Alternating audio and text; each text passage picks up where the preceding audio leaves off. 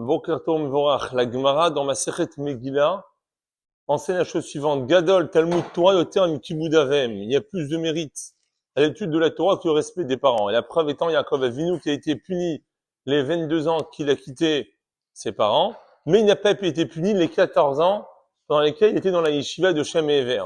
Demande de Khatam Sofer qui dit à la Gemara que ces 14 ans correspondent au Talmud Torah, les années où il était dans la yeshiva de Ever. Peut-être que ces 14 ans correspondent aux 7 ans pour lesquels il a travaillé pour Rachel et les 7 autres années pour lesquelles il a travaillé pour Léa. 2 fois 7, ça fait 14. Donc peut-être qu'on va déduire que Gadol Pia Verivia, Yoter Mikibud Avem, mais pas Gadol Talmud Torah, Yoter Mikibud Avem, dit le Khatam Sofer, pour le respect, pour le mariage, il n'y a rien qui nous permet, face au Kibud Avem, de quitter la ville de ses parents. Peut-être que Yaakov aurait dû prendre Rachel, prendre Léa, et venir habiter dans la même ville que ses parents. Par contre, pour la Torah, c'est évident qu'on ne peut pas étudier dans la même ville dans laquelle habite sa famille. Évêque Golé l'Imkom Torah.